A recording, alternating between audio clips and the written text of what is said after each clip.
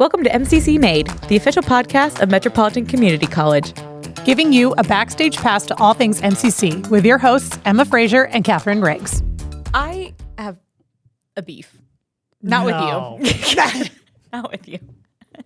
Thank God. Never with you. Imagine if we just beefed on this. Oh my God, we could have an airing of grievances. I really don't have it. It is the season. I don't either, but we could make some up. And then at the end, we're like, gotcha. April Fools. Oh my God, not to undo what you're about to talk about, but a quick aside is, okay, so my father-in-law likes to listen to podcasts, and he listens to one that talks about, it's called Disgraceland. And it talks about like crazy things that have happened to rock stars and stuff like over the years and what blah, blah, blah, blah, blah. And so one came out and it was, I'm not joking. It was like, John Denver killed JFK and was secretly in the CIA. And sure. And he's like telling this whole thing. He's like, I listened to it and it was so crazy. He made my mother-in-law listen to it. And I guess she was like so enraptured. And at the end he goes, April Fool's. Oh my God. It came out on April Fool's Day. But they were like, the guy played it like so serious and like had all these sources that like sounded really legit. My mother-in-law was like, I was really starting to buy it. Oh my God. But I love that. Yeah, I do too. And I think about that. I think about that like every April Fool's Day. I think about, or like now with John Denver, I'm like, Killed JFK? Yeah, everyone knows that. Obviously. Yeah. Surprised you didn't know It's that. always the ones you least suspect, actually. You know what? Sometimes the least likely scenario is the most likely scenario. And John Denver, he sings fun country songs, but he's also a trained killer. Murderer. And gets away with it, too. Yeah, until he does it. Instead of my beef, because why start out on Yeah. a beef? Let's actually, what are your favorite podcasts? Oh, man. Okay, so I love a true crime. Yes. I love a true crime podcast. Serial, obviously, like, that blew my mind. Yes. Even if you re-listen, like you'll listen to Serial once and you're like, wow, that was awesome. If you listen again, it's like still just as enthralling. Yes. And then the same people who brought you Serial, who did S-Town, that one was really fascinating and weird. And then had like this beautiful, like philosophical ending. And you were like, oh my God, life is so crazy. Yes. Truly. And then as far as like non-true crime, I listen to a movie podcast called How Did This Get Made? Where they talk about bad movies. Yeah. And as someone who loves a bad movie, I love that podcast so much. I love the host so much. I've gone to the live show multiple times, and they're so funny. And it has made me watch so many stupid movies. And because it's like, there are some where you listen to the episode and they talk, so every other week they release one and they talk about a movie, and it's so hilarious because like they have started to turn into like, they've been doing it for so long that now they like sort of start like loving all of these movies now, which is also like really funny.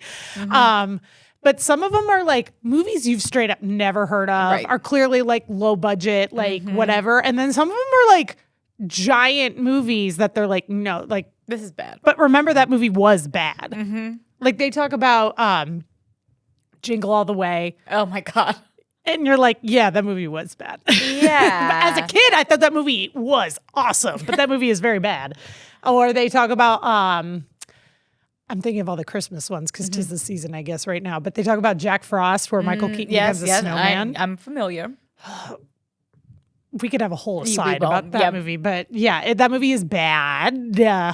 But they also like unironically love the Fast and Furious movies. Classic. So whenever a new one comes out, they talk about that. And now they don't even hide that like they love them. Yeah. They're like, this movie's just awesome. Yeah. So if you love a bad movie, it's a fun time. Yeah. It's a fun time. Makes your car ride go fast. So what about you? Let's see, where do I begin? My most embarrassing podcast that I listen to. It's not even embarrassing. You know what? I am pro. No. I'm pro. Because I bet you I know what it's about. Yeah. Is it about Bravo? It is. Yeah. That's fine. Like what you like. And you know what? Don't yuck people's yum. Can we just put that out Don't there? yuck people's yum. Don't yuck people's yum. I like dumb stuff. And that's fine. I love Bravo. Now, it is not going to be kind of a podcast about Bravo that you think it is. I try not to, because I'm like, I don't want to get too invested. And this is not like a gossipy, like, oh, this has happened, what's happening on the off. Like they might talk about it a little bit, but they're not like. Is it just like a recap one? Yes. I love and a it's recap. 2 straight guys. It was called Brav Bros. That's really funny. It is. And then for some reason they rebranded. Oh, because they were like, maybe we'll expand to do more than like just Bravo. So then they changed it to Bros and Shows. Yes. That's very funny. It is. And yeah, it's just a recap, and they do talk a little bit about it, but it's like I put it on when I get ready in the morning. I don't have to think about it. And also there's so many Bravo shows that there's almost always a new episode. Right. No matter the time of year. So that's that. So that's my very like backgroundy, because I've also seen the show, so I don't really need them to recap it for me. But that's what I love about a recap. Anything, like I love reading recaps of things that I watch, because it's just nice to know someone else has the same thought. Yeah. Like I'm not alone with my thought about Yes. like, oh, I hate that person on Survivor. And then you read it and they're like also annoyed with them and you're like, oh, thank God. Or the opposite, where you're like, how are you? They love them, and you're like, how? Why? You're like, what am I missing? Yeah. And another podcast that I'm just getting into, and actually because they were guests on Conan O'Brien Needs a Friend, is, I believe the podcast is called And the Rest is History. And it's a history podcast, which seems like something I wouldn't maybe be into. But when I was listening to the host talk to Conan on his podcast, I was like, and Conan O'Brien is a huge history. Oh, this is just a Conan O'Brien podcast. This now. is where we segue into Conan if you want to come on the podcast. I don't think this table, I don't think your knees will fit under this table. Revealing so much about myself. Anyway, so they were just talking about, Conan loves this podcast, and he was talking about how sometimes like when you're living in the now and things seem like very overwhelming and like things have never been like this before and blah, blah, blah, blah, blah. Being able to like listen to history and be like, oh, we have been here. Like, this is not the first time that something like this has happened. Could be worse, yeah. And so I think I started listening to it because I was like, I need it's educational, and I'm like, I can expand my brain a little bit, and it's easy. It's a podcast. I can listen to it when I'm doing my laundry or whatever it is I'm doing, or driving to work. Sometimes while I'm making dinner, that's when I'll put one on, because that's like I'm alone in the kitchen and I can just. Or if I somehow get on like a bar trivia and I just all of a sudden need to know something, I don't know. If anybody out there needs a bar trivia teammate, I am a free agent. Yeah. Katherine would be incredible. I don't want to like really toot my own horn. I rarely do that about that, but like you probably want me on your team. You do, and you do. Now I'm like, let's do that. Because the thing about Katherine, this is a huge compliment. The way that you remember things, and like just so specifically, is insane. Is incredible. Insane. Like, you're nice to say it's incredible. It's absolutely insane. I love it. Like, again, we'll talk about this more. You'll hear us talk about movies. I, again, have not watched a ton of movies, but I have watched some. I will like quote something, but then Katherine will quote it, but it's exactly word for word. Because I love you. I hate when people quote movies wrong so much. Yes. For some reason. Yeah, and it's fine. Yeah. I get it. Correct me. It's fine. I've never taken it personal. I know the biblical text. Yeah. I don't take it personally. There's one. It's not just you. It's anybody who quotes. There's one I do in particular that I'm sure drives you crazy, and I wonder if you can think of what it is. That you quote wrong? Yes, and then you always follow me up with the correct thing, always. And now I just don't care what it actually is. Is it you come to me on the No, no, because I do know that. That's easy enough. I was like, wait, you say that right. No, it's from Mrs. Doubtfire.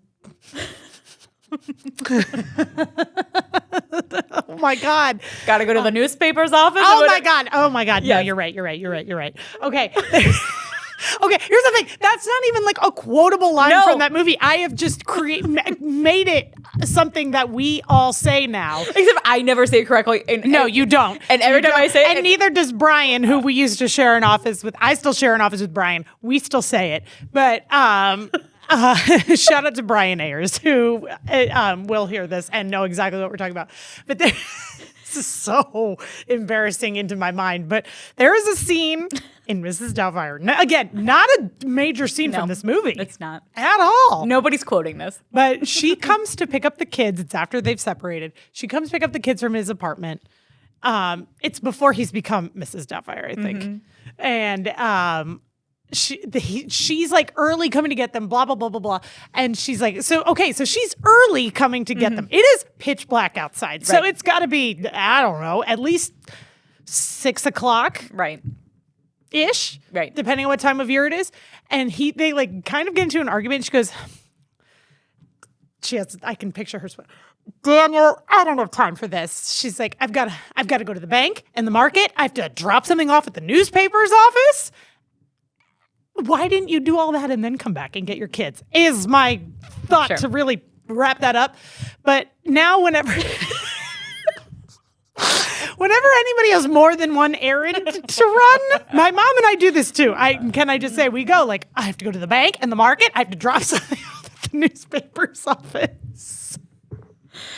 Yeah, you can say this to me a million times. I will. And it's fine. I will never say it correctly. And I know you will follow it up with exactly what it actually is. And I'm sure it drives you crazy, guess what? I don't care. And that's fine. That's why we work. Yeah. I've never once been offended if you follow up with the actual correct line. With the text. Yeah. I will always do that. And I love that. And that's why we work. Yeah. You're so far. Oh, God. Okay, well, we're going to keep talking about movies. Yes, actually, yes. And just media in general. We have a great podcast episode today. We do. Everybody stay tuned. It's fun. Just go into it.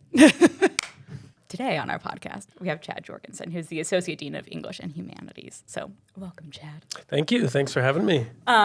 We won't talk about movies forever. We won't. We could. We absolutely could. That's our spinoff. We absolutely could. But really, I think what we want to chat with you about today is just there's so much talk about kids and young people. They should get into STEM programs. They need to be doing all of these things. And then couple that with the incoming AI of everything. Everywhere. All the at time. once. Yeah. All at once. And just where do humanities fit into all of that? Why are humanities still so important? I think a lot of times we hear people be like, "Ugh, why did I have to take that English lit class? I'm never going to use this." Yeah. All of those things. So broadly, that is what we want to chat about today. That's great. I mean, I really appreciate you asking that question. I mean, it's honestly like because of my role, it's something that I think about constantly. Oh, I bet. Yeah. And I think about it through a very similar lens. Increasingly, students think of college as the name of the degree has to have a one-to-one relationship with the name of a future career. And sometimes that does happen, but not always. And particularly in an uncertain economic landscape, with the rise of AI increasingly uncertain, like what skills do you want to leave college with that are going to prepare you for this world? And when you ask employers what are the most important skills they're looking for in employees, they say number 1, communication, number 2, critical thinking, number 3, problem solving, 4, works well with others, can work in groups. This is what the humanities cultivates in students. And so in terms of career relevance, I think the humanities are more relevant than ever. And I would also, I guess one thing that I also just often think about is students, in order to be successful in education, oftentimes they really do need to be interested in what they're studying. Yes. Intrinsically, it's one thing to say, I'm in this class doing this assignment so I can get an A, so that I can pass this class, so that I can get into this program, so that I can get this degree, so that I can get this job, and then somewhere down the line I'll be happy. Right.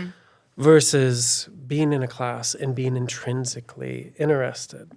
And the humanities is the study of people. It's the study of what people feel, think, what people make, what people believe. We have conversations with other people across cultures, across time. And so a student might go into an English class or a humanities class or a philosophy class saying, what does this have to do with my major? But I can tell you, as someone who reads course evaluations at the end of every term, they leave saying, I'm so thankful for having taken this class. I loved this class. I just got an email literally 2 days ago because I taught a section of film history. Our film instructor was on sabbatical, and so I stepped in because it had been a while since I'd taught. And I got an email from a student just 2 days ago saying, hey, I'm still thinking about the film course over fall. I think it was my favorite course ever. Can you give me a list of the films we didn't get to watch? Now, this is a nursing student, right? That's high praise. Yeah. Right? And I will say teachers in English and humanities hear that all the time. Oh, that's awesome. Yeah, it's good. Not to circle back to movies, but I will say also, the reason I have watched a lot of weird movies is because of my English teacher. Yeah. Like as a reward for getting through Wuthering Heights or whatever, he would be like, okay, we're going to watch 2001: A Space Odyssey. Why? Why not? Cool Hand Luke. Why? I don't know. Right. So it's just like, yeah, there's so many things that, yeah, I loved my English teacher. He was incredible. I think about him all the time. I mean, I work in communication. I would not be able to write the stuff that I write without how he taught me how to write. You know, one of the great things about my job is I get to observe classrooms. And so I'll enter into these classrooms and I'll see these teachers, English humanities teachers, who are absolute pros. Right. Obviously, they're masters of the curriculum, but they're moving around the classroom. They're engaging students in discussion. They're using the whiteboard and the screens and it's everything. And I see these students in physical classrooms, and I can literally see them finding their voice. I can see them sitting in their seats, sort of thinking, okay, should I talk? Should I not talk? Yeah. And then they venture a thought, and the Dip their toe in. Mm-hmm. Yeah, right? And honestly, it's incredibly moving. Like, if you want to appreciate what MCC does, go into one of those classrooms, just observe, and you really do see magic happen. And I will say, from a teacher's perspective, it doesn't always feel like magic. It feels often like you're tap dancing, you're struggling, you know, the conversation's not as fluid as you would want it to be, and this person just walked in late, and, you know, there's a lot going on. Mm-hmm. Yeah. But if you're able to take that pressure off yourself because you're an observer, you really do witness students thinking hard about ideas, venturing to find their voice, making connections with other people, all the things that we want students to leave this college with. They develop those skills in those classrooms. It's lovely. Because I think people worry, maybe it's just me projecting, but I feel like, is there a worry because of like, not just even AI, but just like phones in general, that students lose that actual in-person conversation that's also such a benefit of these classes? It's like, hey, remember how you do have to have interpersonal skills? We don't want you to lose that. Yeah. So is there some of that too that you see? It's like, it's just nice to see people talking to each other, I guess, even in a classroom setting, even without phones. Yeah. Oh, so I remember when I first started teaching, I was unhappy in my career, and my girlfriend, who later became my wife, said, "You read all the time. You should do a master's in English." I said, "Oh, okay." Shout out to her. Yeah. What's your wife's name? Holly. Shout out to Holly. Yeah, just way more intelligent than me. Significant more wisdom, emotional intelligence, just a far superior human. A woman. I was about to say, that's not news to us. Yeah, it's something we learn. to be honest. We need those humanities classes, people. Yeah, she sort of knew what was right for me, and so I enrolled, and they said, "Would you like to teach?" And I thought, "Oh, okay." Oh shoot, I'm sorry. The question was I forgot. Oh, you're good. I forgot what the question was though. Basically, do we like how people are take yes. this time to talk with their phones? So I remember when I was first teaching, and I was only 24 or 25 years old. I'd be outside a classroom, and the classroom would be loud. Yeah. People talking, and there's a buzz to it. And then you walk into the classroom, and it's kind of intimidating because all of a sudden it grows quiet. Or you send students on a break in the middle of class, and all of a sudden the class gets loud because they're all talking to each other. And then what I saw over the course of my career with the advent of smartphones, I mean, honestly, is we lost that. So you walk into quiet classrooms, right? That's like, yeah. You say, okay, let's take a 10-minute break, and then there's no talking, right? And I would honestly say, and it's I think things are changing. I think there's a tremendous desire amongst young people to be physically present, to be part of things, to connect. And so I see young people making that effort to do that. Yay. You know, they're swimming against cultural tides here, but I see such a thirst for it, and a lot of young people doing it. So I've been really happy with what I'm seeing, like, very recently in the classroom. Yay. Oh, that makes me happy. Because I just worry they are all just, like you said, like it's like a break and everybody's like, don't look at me, don't look at me. Like, I don't want to engage. So, Yes, I won't speak for Katherine, but I feel pretty confident I got moved around because I was just yapping with everyone. Couldn't sit me next to anyone who I wouldn't yap to. Yeah. And I had a sister, older sister, who was also a yapper. So by the time I would get a teacher, like they'd be like, oh, like, they'd realize that those genetics are passed. Yeah, I got kicked out of my English class in high school, Northwest High. Mrs. Arkfeld, if you're watching. Yeah. Shout out to her. Shout out to Mrs. Arkfeld. Shout out to her. She's fantastic, like so many teachers are. And I was young and just wanted to talk. I get it. Yes.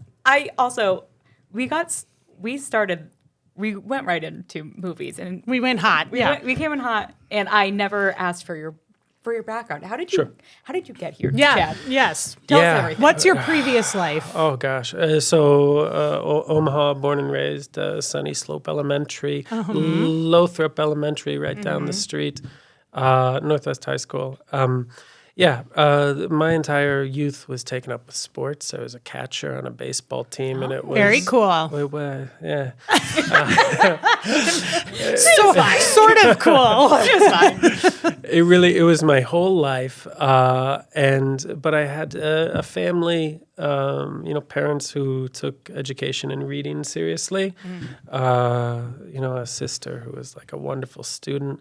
My brother was really into the arts too, so he'd be driving me to baseball practice, but he'd be listening to the Smiths or some, edgy. Yeah. Yes, right. And it's like he'd drag me along and say like, "Well, we're going to a used bookstore today," and I'm like, "Okay, that's where we're going." Oh, he was like a hipster before that was the term. It was Friday nights, and I'm taking off my cleats, and he's just rented a foreign film from Blockbuster, and I'm like, "Okay, I don't know what the French New Wave is, but let's do this." But let's check it out. Yeah, and so all of these people in my life sort of helped cultivate my interest in these things. And so when I went off to college, I did so wanting to be the next great American filmmaker. Like that was my dream. And I tell people all the time, my senior year, I actually made a full-length movie. I made a movie, hour and 45 minutes long. Oh my God. Wrote it, directed it, all the whole thing.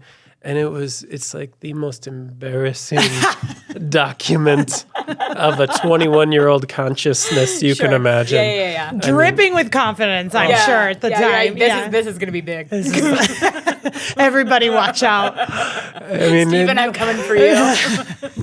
I suppose, like, if I want to give myself kudos, like, I knew it was bad. Okay. I didn't I wasn't sharing it saying, "Look at this gem." Guys just passing a videotape around like it's copied. No, it was the opposite. It was my mother saying, "Can I see the movie you made?" And I don't know, Mom. Like, this is not going to make you proud. Yeah.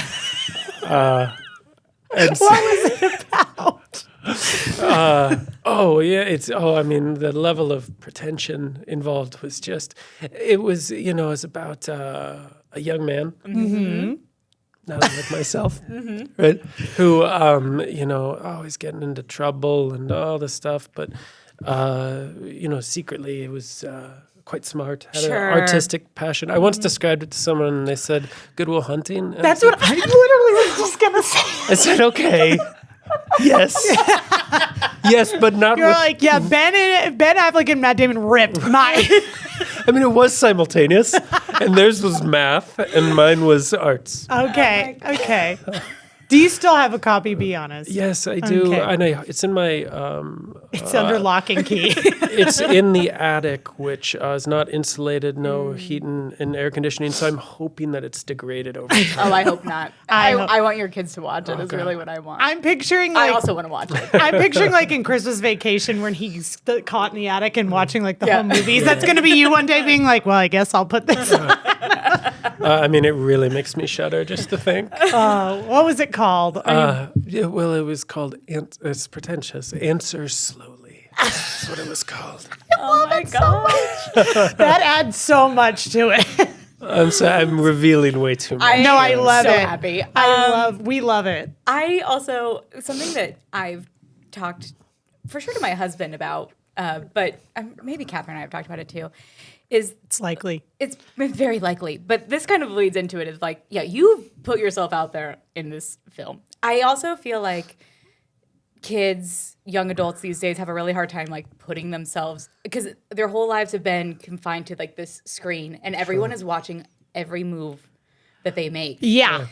Like, I feel like we just got out of like, we just missed it. Like we went to college. Nobody was monitoring. Like I wasn't worried about being at like out in the No. evening hours and someone is like secretly like taping like a night that I'm glad is not like being videotaped. Like, like- I never had to worry about that.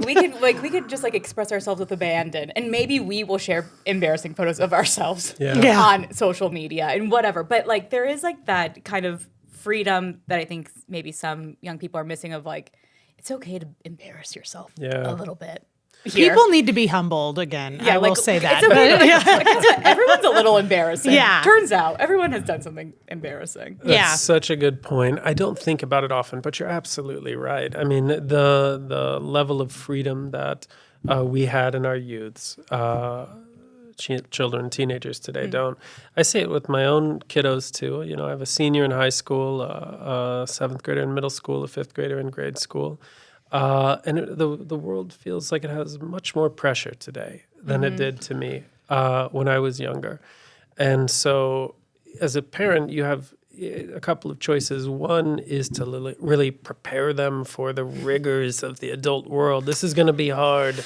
Yeah. And the other is to cultivate a sense of experimentation, risk-taking, freedom. Yeah, I once asked my father, because if you haven't already discovered, like my 20s I was not a success. I had just come off this great film. Right. Yeah. No, Riding that high. We're waiting for the rave reviews to roll in. I had this wonderful childhood, and then like I entered the adult world, and I found it really tough. I didn't really know how to manage money well. I didn't privilege hard work as much as I privileged creativity. And so I once asked him, I said, hey, were you worried about me that I wasn't prepared for adulthood? I wasn't being critical, but kind of like, did you ever think you should have, taught me how to balance a budget sort of thing? Yeah. And he said, Chad, you have your whole life to worry about taxes, terrible bosses, death. You get one childhood, you don't get another. It should be magical. It should be magical. And so, That. yeah. It's so true. Yeah. So I try to cultivate that in my kids too. In your 20s, life isn't going to be easy, but I trust that you're resilient. You'll pick yourself up. You'll dust yourself off. You'll do this. But right now, have fun, explore, be curious. All that stuff that you're supposed to do when you're young. Yeah. I think I agree. I think there's a lot of pressure on young people. Not that we didn't have. I mean, pressures were different, but it's just like there's the pressure within your friend group, and then now it's like getting a college degree and what that means afterwards is different than it was when you were graduating college. And so you're like, I need to make sure that I pick the right thing. Yeah. And it's got to be a STEM program because that's the only way I'm going to be able to make money and do, which again then brings us back to the humanities piece of it. It's like STEM programs are great. Yeah. There's nothing wrong with if you are passionate about that and you're interested in it and that's what you Go want to do. for it. Kudos.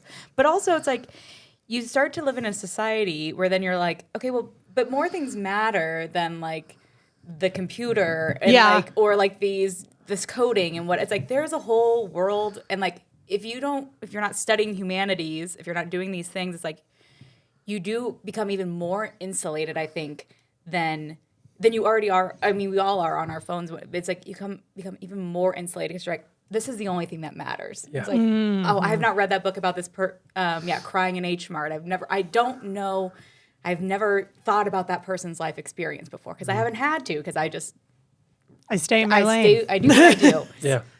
Which is another reason I'm a communications major. Same. So Well, so we've seen students choosing humanities majors has declined and somewhat precipitously over the last 15 years. And it's not unheard of. The humanities have dipped in popularity before and then rose again. What we see increasingly is as a share of second majors, as a share of minors, the humanities have held strong. They've often risen. And it's because students, they imagine that when they're choosing their degree, they're making a decision with their head and with their heart. And so they make this choice that they believe is more practical in a lot of ways, but then they also want to follow their passion.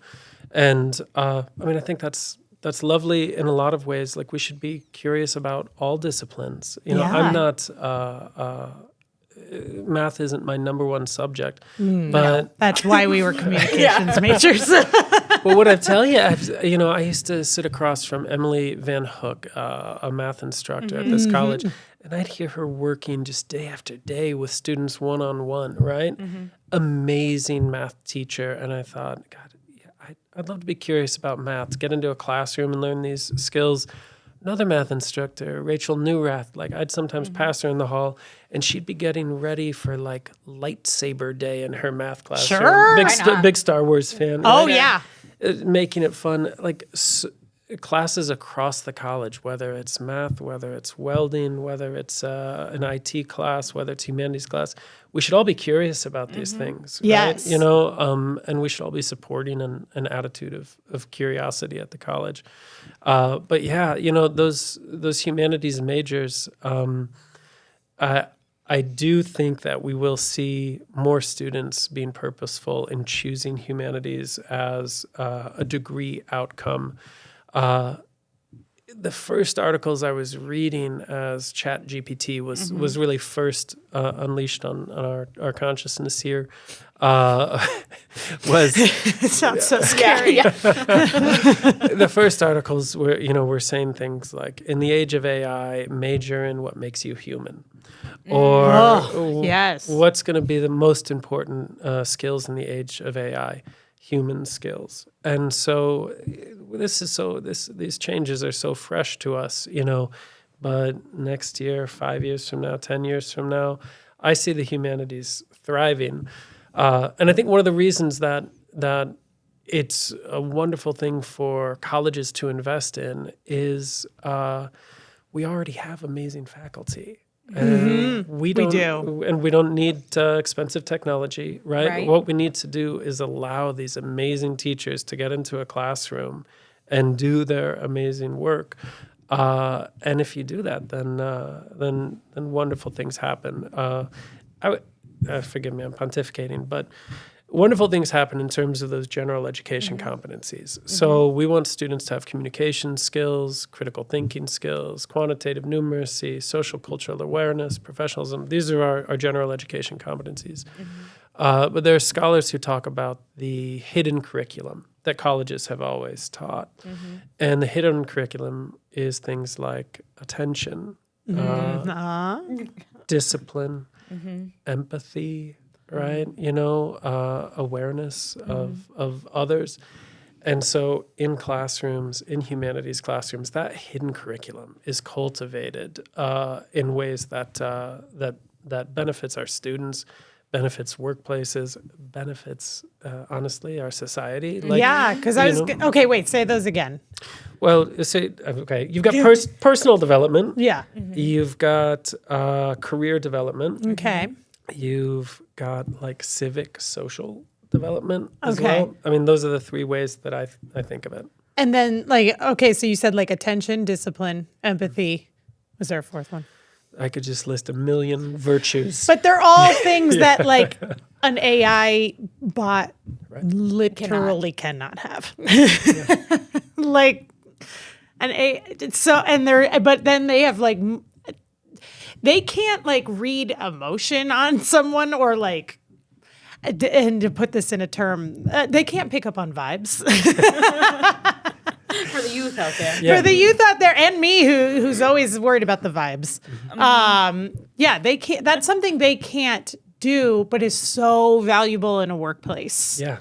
And I don't think it matters what field of work you go into, that you need discipline. You need empathy for your coworkers. You need to be able to just converse with people, and being able to read people is so important. I think no matter what job you're in. Yeah, well, and maybe we can spend a few moments praising what AI does. We can Sure. We can get Okay. It's given us so many insane cat videos. For context for you, we also just talked to Art Brown. Yeah, Art is amazing. Love that guy. Yeah, so we were talking. He was to him, fun. We Yeah. talked to him about AI and its role in what is coming in education and jobs and all of those things. And what I said in that podcast was I came in clenched and I left slightly less clenched. Than when we started. I don't know if I'm fully relaxed, but I'm less clenched than I was. So we have talked positively about AI. So if you could continue to unclench our jaws about it. Yeah. Well, I do. I'll tell you some amazing things I see with teachers doing with AI, but I kind of have this vision here. As this college quite rightly helps students learn AI skills, I love the idea of seeing a billboard that says, MCC, artificial intelligence and human intelligence, right? Yes. We can create a wonderful artificial intelligence program. We can integrate AI into classrooms. But what we might also want to be doing is really investing in human intelligence. And again, this is an investment that just allows teachers to do their wonderful work, students coming to campus, being in classes. My worries about AI are that when we offshore the work, right, then we don't do the learning. I have a colleague who says, she who does the thinking does the learning. And so if we outsource our thinking to a bot, we don't do that learning. Yeah. And you're only making the bot better, really. Yes. All the ethical questions are I think pretty significant. Yeah.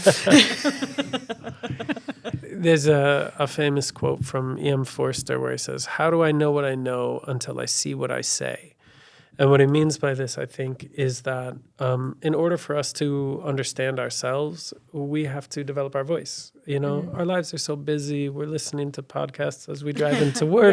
Yes, we are. We're in we're doing work. We're busy with families. When do we have time to reflect, to make sense of ourselves and our lives? It's through the process of reading, thinking, reflecting, writing, discussing. That's how we learn who we are. And so if we're just letting AI do our work for us, there's a real, not to be too pretentious about this, but we lose really self-understanding if we do too much of that. And I said this with Art too. Obviously AI is here and it's not going anywhere. So it is simply a matter of figuring out what we are allowing AI to take over in our lives. Yeah. Because there are things it's like, yeah, if I don't have to, I don't know. I can't think of something off the top of my. I'm sure there are things that AI does for me. Oh, if I can ask my Alexa what the weather is. Yeah. Okay, great. Wonderful. Yeah. No harm to me. I don't. Sometimes that AI overview on Google is what I need. Sometimes it's horribly wrong. Sometimes it is a real alarmist summary of something, but sometimes it's like when I just need to know something very fast. Sometimes that is what I need. But Yeah, but it is like, oh, I don't want to use convenience and then lose my own critical thinking skills. It's like, Yeah. It's like I don't want to wake up one day and be like, oh, I can't even write my own grocery list. Yeah. That seems overwhelming to me. Ugh. Yay. I think students get this in large part. Obviously, there will be plenty of people who don't truly value intrinsically the work of a classroom. But if you're a young person, right, you want to develop your own voice. You want to be a stronger communicator, a stronger thinker. Like that's quite natural. So I think students, I think they get this, and I don't know. I remain maybe naively hopeful. Well, that's nice. That sounded like I did not think it was nice. No, your voice crack in that really did add to it. No, it is nice. It is, I think, you read articles, and I don't interact with young people as much as I used to. So The youths. The youths. I don't interact with them as much as I used to. I mean, I used to coach speech and stuff, so I would see them all the time. And that, yes, but I think when you're around young people, it does give you more hope. You're just like, the kids are fine for the most part. They'll be fine. They'll be fine. But then when you are then removed from that and you're just reading articles of like, kids don't know how to do this or whatever. And you're just like, no, what? Hello? Yeah. Like read an analog clock. Yeah. But Well, I'm thinking of my own fifth grader right now who, struggles with that. And, Yeah, it's- cursive and all of these things. yeah. Now, did he learn cursive in school? He can read it. Okay. Honestly, that's half the battle. Yeah. So Yeah. depending on whose cursive it is, especially. Right. Yeah. No, I mean, and yeah. But yeah, I think it is. I mean, the other thing is, again, if you look back to history, if you read things from the past, these are all fears that every generation before us has had. Yes. The kids are stupid and they don't know what's happening. I know. Imagine what our parents thought when They did. when The we had a listen. computer. People still think the millennials are like 17. It's like, no, No, I'm an adult. Turns out we're advanced age. Yeah, now, turns really. out. Turns out we're not. I know English teachers often teach this essay called "Is Google Making Me Stupid?" And it was The AI overview Yeah. could be. yeah, but it was Nicholas Carr in the Atlantic, maybe the early aughts, and he's noticing that like, God, I can't read like I used to read, and how is this sort of changing how I think? And I often think of the metaphor he uses. He says, it used to feel like I was exploring ideas. I was a deep sea diver and things were full of magic and wonder and mystery. And now it feels like I'm on a jet ski skimming the surface of the ocean at tremendous speed. That is real. But Yeah. he asks, a good critical thinker, he asks, am I just an old person complaining about new technology? Old man yells Yeah. at cloud. Yeah, my kids don't have to go to the encyclopedia and find and search and search and search. They can just quick type in, Yeah.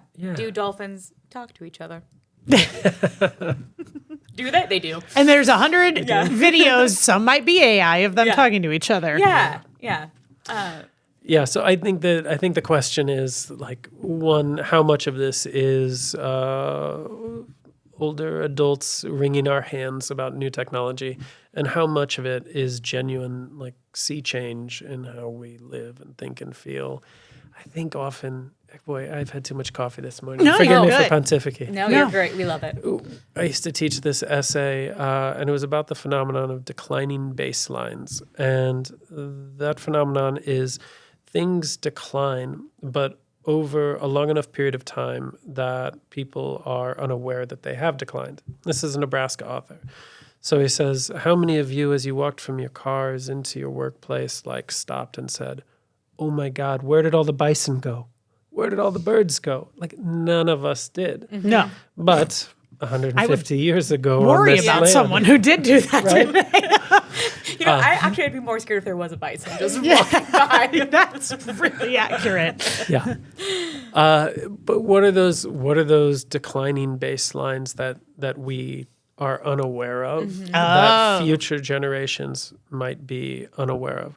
What ways has the world changed, not positively, that we're just not kind of aware of? Like a landline telephone. Yeah, well, yeah, like the That's what I always think of. the way that you're able to connect with someone if you're just on the phone with them late at night for 3 hours and you're comfortable with 5 minutes of, not talking because you're watching VH1. Bring it back. I think about it often with the way I communicate with people.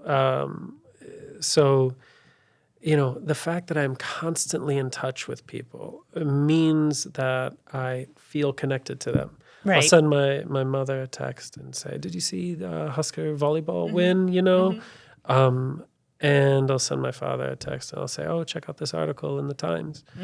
And that's kind of how I let them know that I care. Yeah. But if you were to tell me, you actually won't be able to communicate with your father for 6 months because we use letters and he lives across the globe, what would my communication look like? And how would I feel about that communication?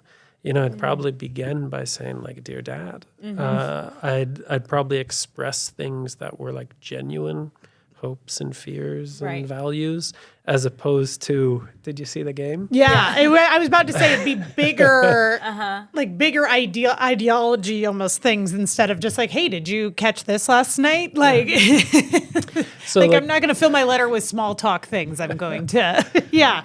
And so for our students, right, who have grown up in an age in which they've been able to constantly connect with people instantaneously, how do they even feel about relationships? And is that different than people felt in previous generations?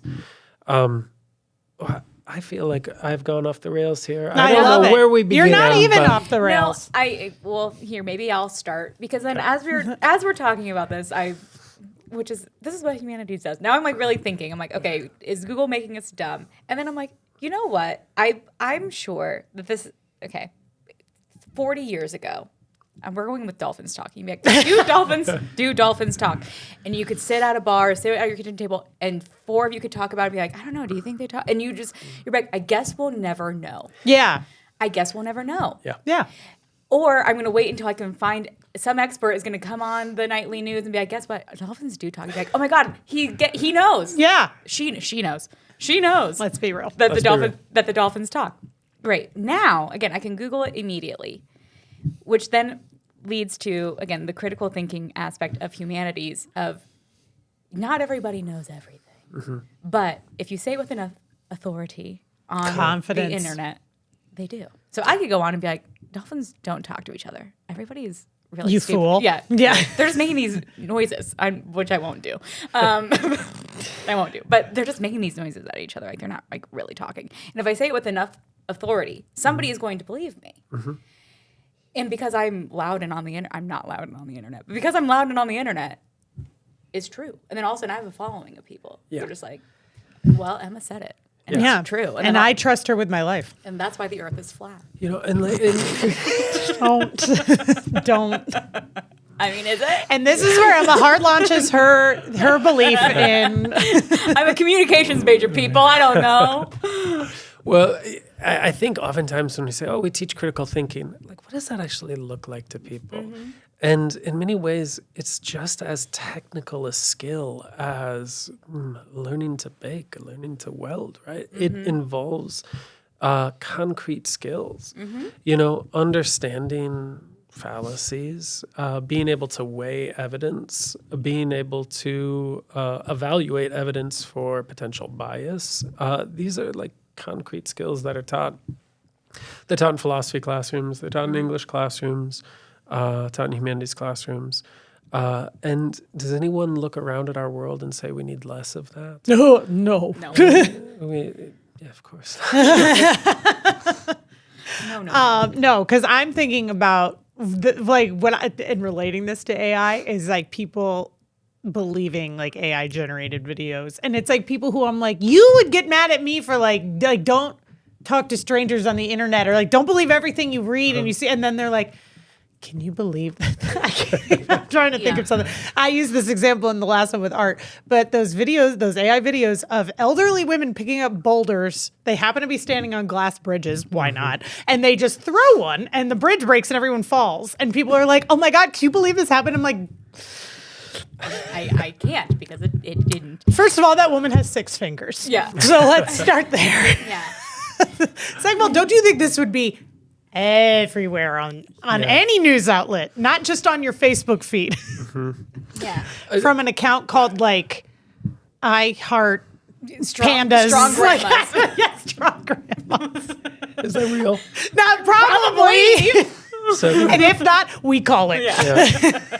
so I think the role of colleges and the role of English and Humanities classrooms is not to pretend like AI doesn't exist, but to teach a critical relationship to it. There's scholars who, this is sort of like a taxonomy that helps me. They say there's material access. Do like students actually have access to the tools?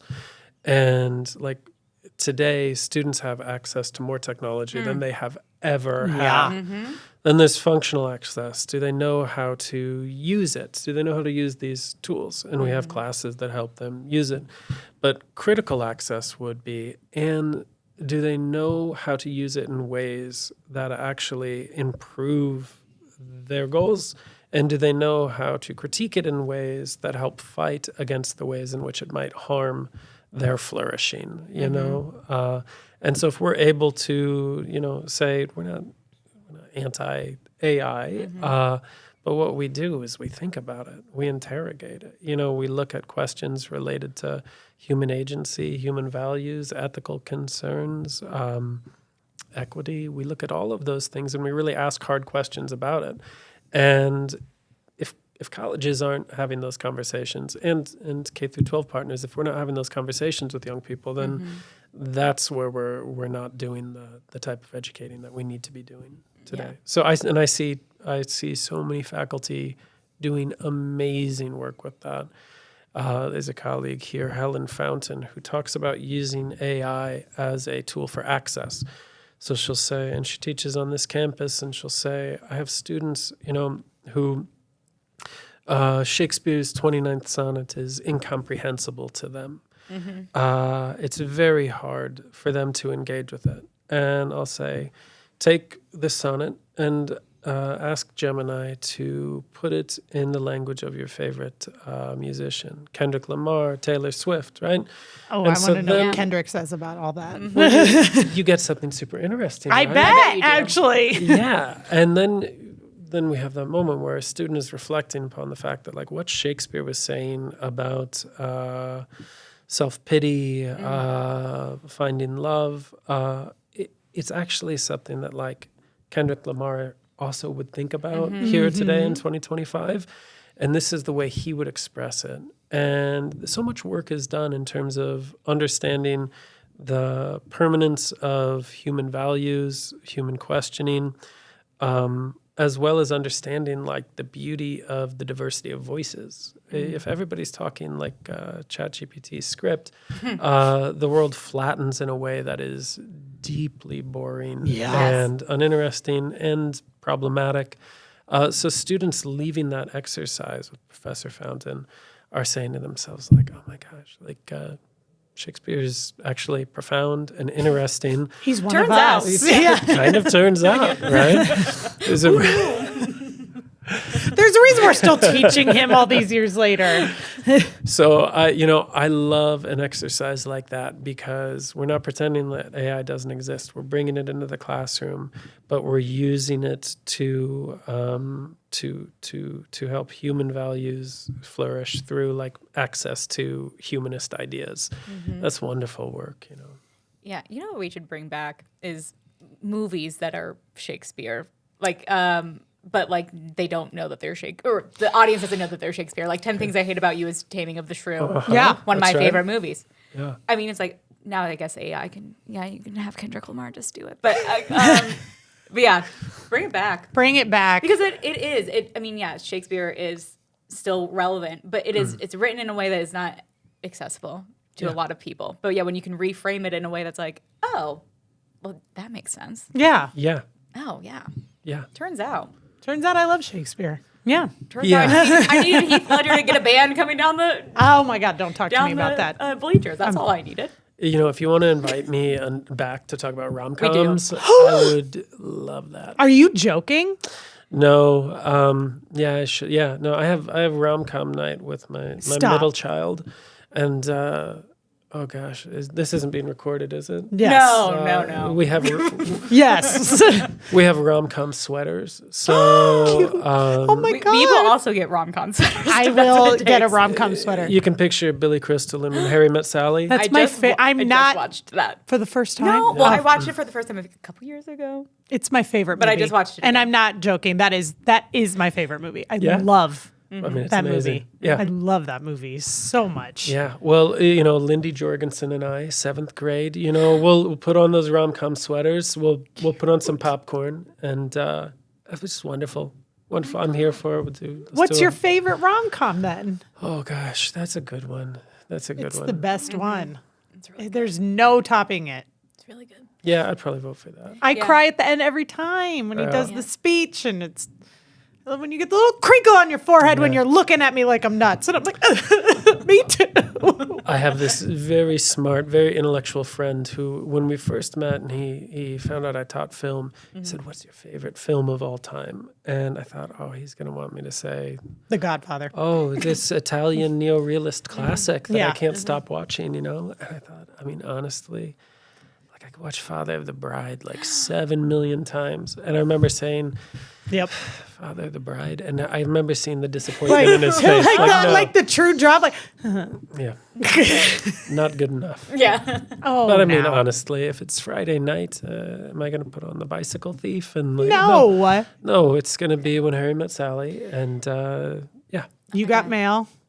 Yeah. We will have you back. We will discuss movies. Around Rom-coms. Valentine's Day, I watch this space. We'll be back for part back. 2. Yeah. Okay. We'll wrap up, but I do have one very important question that is another disagreement between my husband and I that I think that dear. you will put to bed. Oh, yeah, I'm here. Are audiobooks still reading? Yes, but not.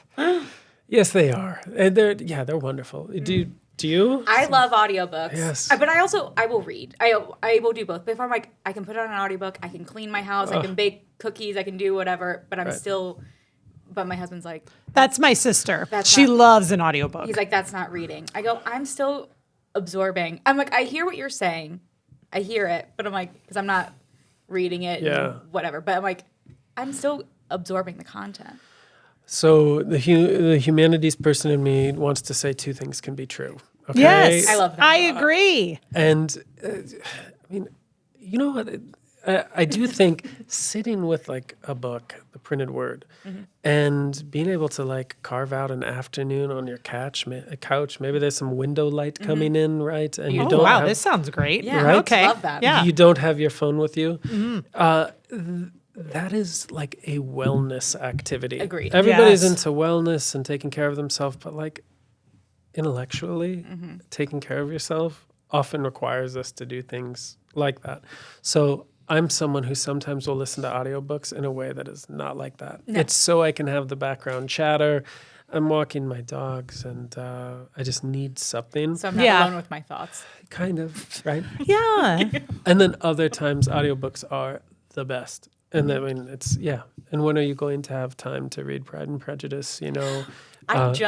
I listened to Yeah. Pride and Prejudice Right. because I had never read it and I had never watched the movie. I know. And I had to Catherine and I went. introduce. And it was good. Oh my God. At It's first so good. it was funny. Have you and your daughter watched the 2005 Pride and Prejudice? Which one is the 2005? Keira Knightley. My oldest daughter and I watched that together, and I mean, it's amazing. So good. Yeah. It's so good. Yeah, well, but who else is with Keira Knightley in that? The Matthew McFadden. Yes, he's just amazing. He's so good. He's so So good. And then there's a little Judi Dench in there. There's Donald Sutherland in there. Wow. There's Carey Mulligan is in there as one of the sisters. Rosamund Pike is in there. It's a stacked cast. Yeah.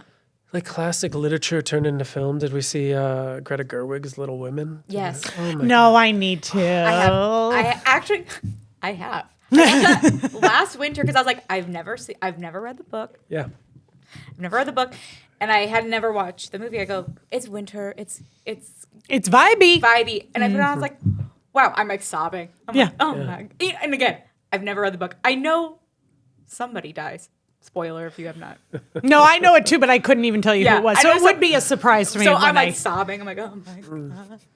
But yeah, it was funny. I think I love audiobooks, but for classics in particular, there is something about hearing it. Yes. Because it's like, again, we don't speak this way anymore. Yeah. So reading it on the page is like, I can't infer what tone this is in. I agree. But if I'm hearing it, I'm like, because if I was reading to Pride and Prejudice, and at first I was like, I mean, it's fine. And then there was a point that it turned, and I'm like, oh my God. Enraptured. Oh my gosh. I'm like, this is incredible. Again, not that I didn't think it would be good, but I was just like, oh my, yeah. It's just like, I just got so immersed and I was like, Yeah. oh my God. No, You're like, now they're going to Can you that guys- person's can- house for a walk? yeah, can you guys So just many. talk to, can everyone Yeah. just like talk to each other maybe? I know. Why does my husband never say that I've bewitched him? Yeah. It's rude, really. Sam? Yeah. Why not? Well, I discovered we read aloud to children at bedtime. right? Constantly. And what I discovered is like, oh my God, and admittedly it's my voice, so this sounds narcissistic, but it moves you. Yeah. Like Yeah. you hear these words read aloud, Charlotte's Web. Oh my God. My daughter was too young for it, but I was Yeah. she was my first. I was so anxious to get to Charlotte's Web, and I'm like, well, let's traumatize you. Yeah. Okay. Well, I watched that movie when I was Yeah. way too young. Yeah. Yeah. Like the original one from the 70s. And like, I loved that movie. Yeah. Okay. It's It's so sad. Yeah, but traumatic. what's even sadder is like reading it aloud. Oh, yeah. And Yes. having to say those final words from that book Yeah. without choking up. yeah. Impossible. Yeah. And then you've got Yeah. a small child looking at you like, Dad, why are you crying? Like, what is your problem? My sister used to be a teacher. She used to teach. She taught second grade, first grade, kindergarten, like over her teaching time. And I think to her second graders, she used to read that. And like the first year, she was like, all right. And then she's like, I kind of forget that I have to then literally say like, and then Charlotte died. Like she's like, and it's like in the classroom, there's all these little eyes looking at her like everybody's sad. She's like, I'm sad. She's like, I had to brace myself like every year after that. I take do back that. everything I said about English and Humanities. Yeah. It sounds, it turns out, don't do it. sounds traumatizing. Yeah, yoinks. Yeah, my dad read to us all the time growing up. He was devastated that we did not love Laura Ingalls Wilder as much as he did. My brother and I were not Fans. We're not fans. He is a huge fan. We were not. He was devastated, but he like read other books to us, and we were coming of age when Harry Potter was coming out. So those first books, we would all get cozy in the bed, and then my dad would read. And my dad is a very dramatic, charismatic kind of guy. So he has voices, and he's doing and all those things. Anyway, and then when we got older, then my older sister and my brother, who are, again, my sister was like in high school and my brother was like junior high, they are reading it out loud to each other, which is like very cute. They didn't invite me. Wow. Okay. I'm not bitter. Wow. It's fine. But like now my brother is a dad and he has 2 little girls and he is reading it to them. And my sister-in-law is so funny. She goes, they won't let me read it because I don't do the same voices. No, that's sometimes like, okay, I have a 1.5-year-old, and there are certain books that even as a 1.5-year-old, he would prefer like my husband reads or I read. It starts at a very young age. Where they really pitch you against each other. One thing that I learned was like you have to be real careful how much you invest in those voices. Yeah. It's a long work and you're really stretching with the character. 200 pages in and you're still doing that voice. It can be a struggle. So I would advise tone it down. Don't set the expectations too high. It's too late. He's And these are just board books that are short. Or we have our Christmas tree up, and we don't do like an aesthetic tree. We do like goofy ornaments from our lives. And so my husband is a Star Wars nerd. Okay. And he's comfortable with that term. And so when he was young, he had all the Star Wars ornaments, like the Hallmark ones that all have their own box. It's our entire box is about 2/3 that, and then our other ones like all smushed in like paper.